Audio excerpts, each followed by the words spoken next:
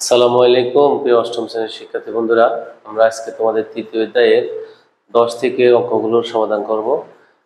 তো সাথেই থাকো। 10 নং প্রশ্নটি হচ্ছে, একটি পুকুরের দৈর্ঘ্য 60 মিটার এবং প্রস্থ 40 মিটার। এর পুকুরের পাড়ের বিস্তার 3 মিটার হলে পুকুরের পাড়ের ক্ষেত্রফল কত?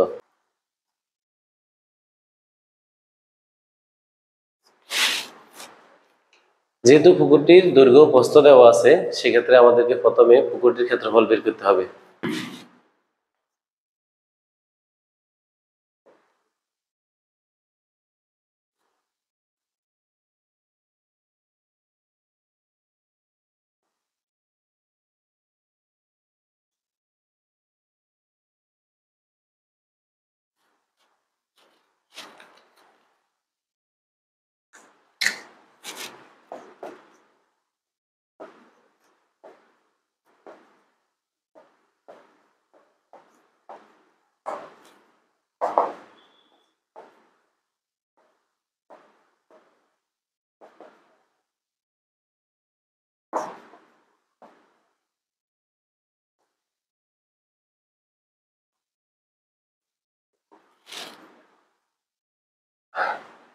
দেওয়া আছে পুকুরটির দৈর্ঘ্য 60 মিটার, প্রস্থ হচ্ছে 40 মিটার।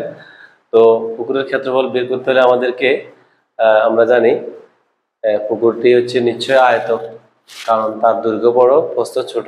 তো আয়তক্ষেত্রের ক্ষেত্রফল অনুযায়ী যদি আমরা পুকুরের ক্ষেত্রফলটা নির্ণয় করি, সেক্ষেত্রে হবে দৈর্ঘ্য গুণ প্রস্থ। তো আমাদের যেহেতু দৈর্ঘ্য আছে 60 আর প্রস্থ হচ্ছে 40, আমরা এখানে লিখতে পারি, যেহেতু আমাদের একক হচ্ছে মিটার, ক্ষেত্রফলের একক হবে বর্গ মিটার। এখানে হবে 4×6 = 24, 2400 বর্গ মিটার। এটা ছিল শুধুমাত্র পুকুরের ক্ষেত্রফল। তো আমরা যদি একটা পুকুর আঁকি, এই যদি হয় পুকুর, তার দৈর্ঘ্য ছিল 60, প্রস্থ ছিল 40। প্রশ্নে একটা শর্ত দেওয়া আছে যে পুকুরের পাড়ের বিস্তার 3 মিটার। তো আমরা মনে করতেছি এটি হচ্ছে পুকুরের পাড়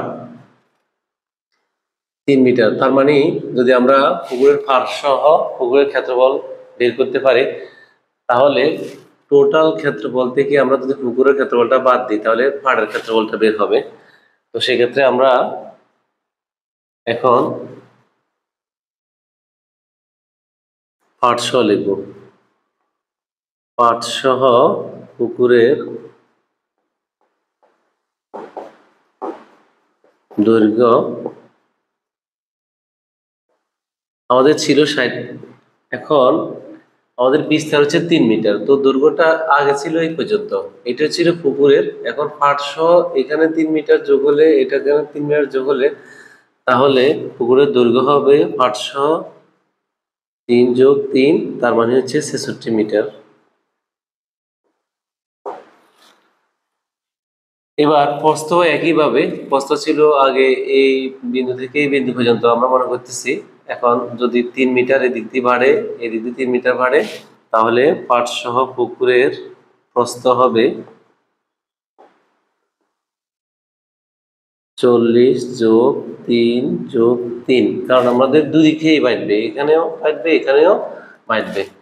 তার মানে আমরা পাচ্ছি 46 মিটার। এখন আমরা যদি এই পাড় সহ পুকুরটার ক্ষেত্রফল বের করতে পারি, সুতরাং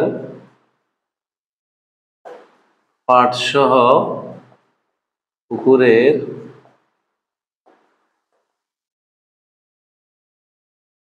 ক্ষেত্রফল আবার দৈর্ঘ্য গুণ প্রস্থ, তার মানে 46 বর্গ মিটার। তার মানে হচ্ছে 3036 বর্গ মিটার। এইটা ছিল আমাদের শুধুমাত্র পুকুর। আর এই পুকুরের ক্ষেত্রফল ছিল 2400 বর্গ মিটার, আর পাড় সহ পুকুরটির ক্ষেত্রফল হচ্ছে 3036 বর্গ মিটার। এখন আমরা যদি পাড় সহ পুকুরটির ক্ষেত্রফল থেকে যদি শুধুমাত্র পুকুরের ক্ষেত্রফলটা বাদ দিই, সেক্ষেত্রে আমাদের পাড়ের ক্ষেত্রফলটা বের হবে। তাহলে আমরা সুতরাং পাড়ের ক্ষেত্রফল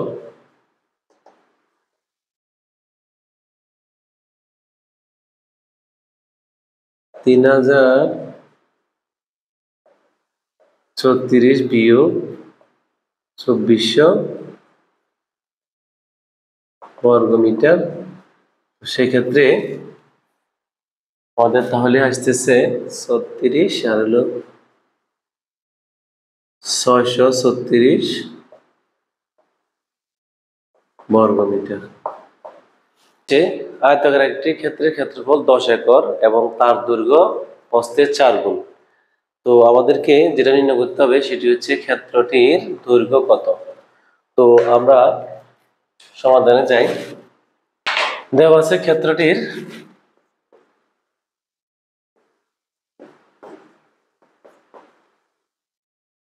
ক্ষেত্রফল 10 একর।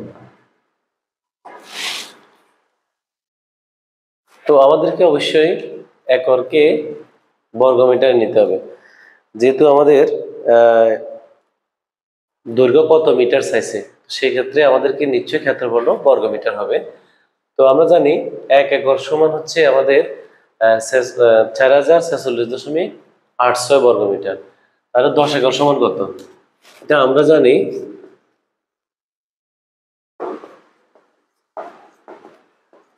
1 একর সমান 4046.86 বর্গমিটার।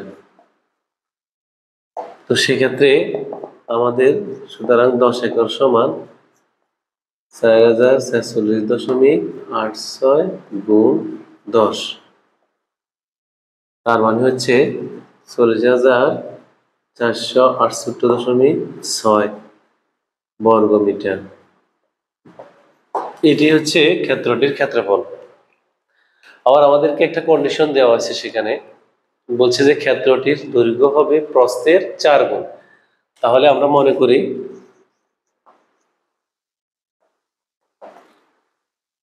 ক্ষেত্রটির প্রস্থ মিটার, তাহলে ক্ষেত্রটির দৈর্ঘ্য যেহেতু প্রস্থের 4 গুণ, তার মানে 4 গুণ ক সমান সমান 4 ক মিটার। এখন যেহেতু আমাদের ক্ষেত্রফল দেওয়া আছে, সেক্ষেত্রে আমরা একক থেকে ক্ষেত্রফলটি নির্ণয় করব। তাহলে সে ক্ষেত্রটির ক্ষেত্রফল হবে,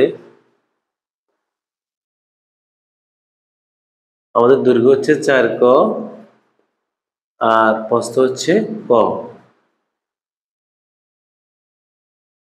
বর্গ মিটার। তার মানে হচ্ছে কয় গুণ করলে ক স্কয়ার হবে, ক স্কয়ার বর্গ মিটার। তো বন্ধুরা, তাহলে আমাদের সত্যটা কি আসতেছে, এখানেও ক্ষেত্রফল এখানেও ক্ষেত্রফল। আমরা যদি কম্পেয়ার করি ক্ষেত্রফলের সাথে, তাহলে প্রশ্ন মতে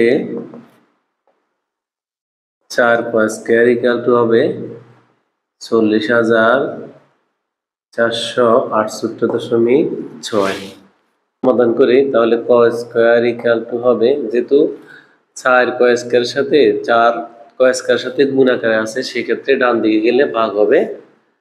4 দিয়ে আমরা 40,468.6 কে ভাগ করব। তো আমরা যদি ভাগ করি তাহলে 10,117.15। তো আমরা যদি উভয়কে যেহেতু আমরা এখানে বর্গ আছে, উভয়কে বর্গমূল করব, তার মানে ক ইকুয়াল টু হচ্ছে √10,117.15। আমরা এখন ক এর মানটা বের করে নিব রুট করে।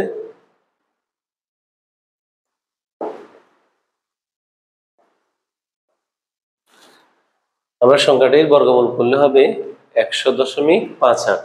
এটা হচ্ছে ক, তার মানে হচ্ছে আমরা প্রস্থ পেলাম 100.58। আর আমাদেরকে যদি দৈর্ঘ্য বের করতে হয় সেক্ষেত্রে আমাদেরকে 4 মিটার, তার মানে সুতরাং দৈর্ঘ্য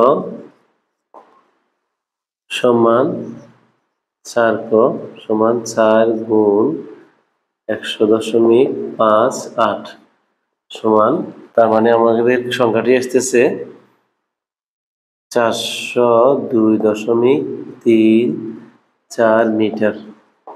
এ হচ্ছে আমাদের ক্ষেত্রটির দৈর্ঘ্য। 12 নং প্রশ্নটি হচ্ছে একটি গড়ের দৈর্ঘ্য প্রস্থের 1.5 গুণ, এর ক্ষেত্রফল 216 বর্গ মিটার হলে এর পরিসীমা কত? তো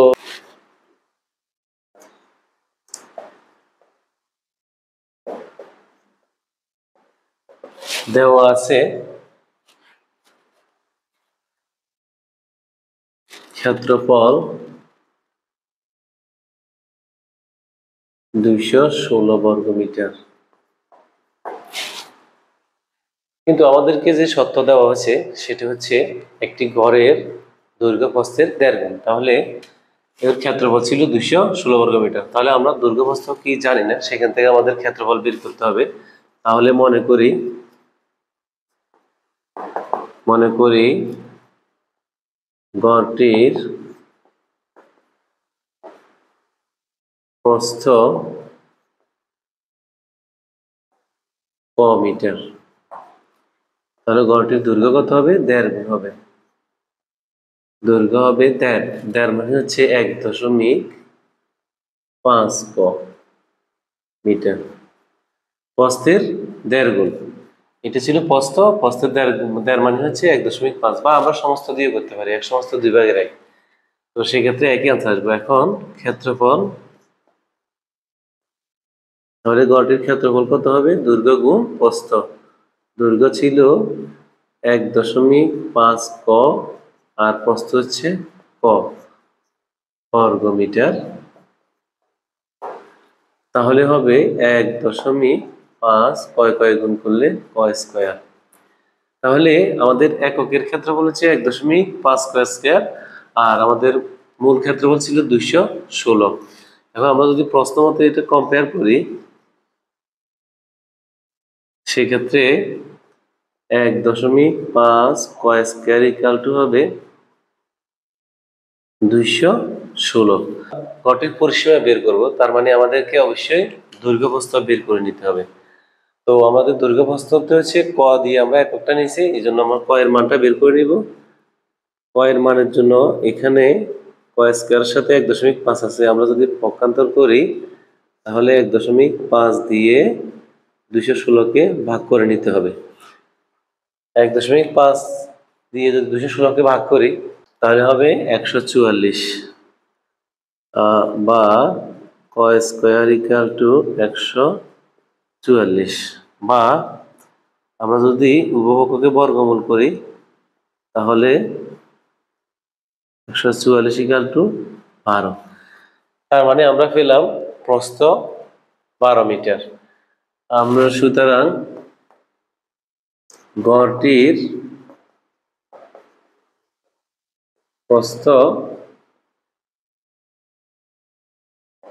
12 মিটার, যেহেতু ইকুয়াল টু 12 এই জন্য ঘরটির প্রস্থ হচ্ছে 12 মিটার। ঘরটির দৈর্ঘ্য হবে 1.5 গুণ, তার মানে হচ্ছে 1.5 গুণ 12 মিটার, 1.5 গুণ করলে হবে 18 মিটার। 1.5 দিয়ে 12কে গুণ করলে 12 গুণ 1.5 18।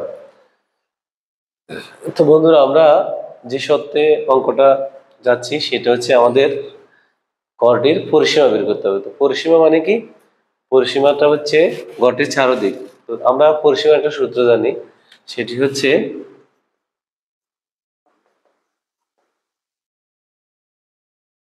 টু ইন্টু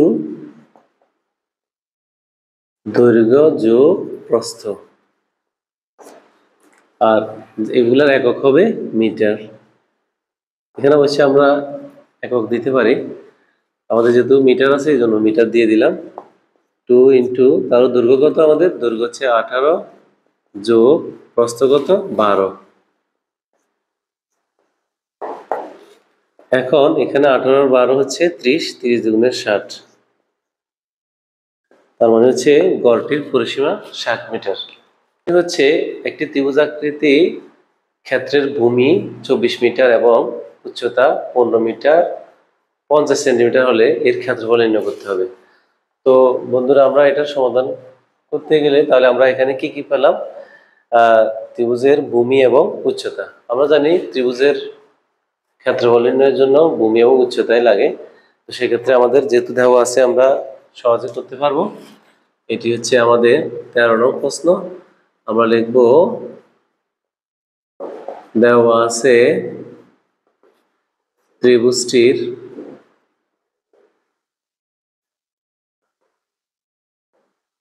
ভূমি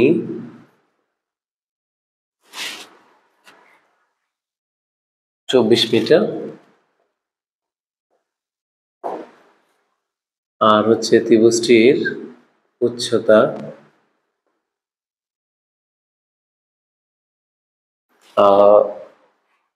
15 মিটার 50 সেন্টিমিটার। এখন হয় আমাদেরকে ভূমিটাকে সেন্টিমিটার নিতে হবে, আর না হয় উচ্চতাকে সেন্টিমিটার থেকে মিটার নিয়ে আসতে হবে। তো সেক্ষেত্রে আমাদের মিটার আনলে সুবিধা, সেটা হচ্ছে 15 মিটারের সাথে আমরা যদি যোগ করি সেন্টিমিটারকে যদি আমরা মিটার নিতে হয় তাহলে 100 দিয়ে ভাগ করতে হবে, এটা হয়ে যাবে মিটার। 100 দিয়ে ভাগ করলে হবে সেক্ষেত্রে 15 যোগ 100 দিয়ে 50কে ভাগ করলে 0.50, এটাও মিটার এটাও মিটার, তাহলে আমরা এককটা একসাথে লিখবো মিটার। তার মানে হচ্ছে 15.50 মিটার। তো ত্রিভুজটির ভূমি 24 মিটার এবং উচ্চতা পেলাম আমরা 15.50 মিটার। তাহলে ক্ষেত্রফল কত? ত্রিভুজটির ক্ষেত্রফল হবে, আমরা জানি হাফ ইন্টু ভূমি গুণ উচ্চতা, তার মানে হাফ ইন্টু ভূমি গুণ উচ্চতা। তো এখানে আমরা ভূমি কত পেলাম? 24, আর উচ্চতা পেলাম কত? 15.50। এখন 2 দিয়ে যদি আমরা 24কে ভাগ করি তাহলে হবে 12, 12 দিয়ে 15.50কে গুণ করব 0, 186। 12 দিয়ে 15.50কে গুণ করলে হবে 186। যেহেতু ক্ষেত্রফল এককগুলো আছে মিটারে, সেক্ষেত্রে ক্ষেত্রফলের একক হবে বর্গ মিটার। এই ছিল ত্রিভুজটির ক্ষেত্রফল, একদম ছোট একটি অঙ্ক।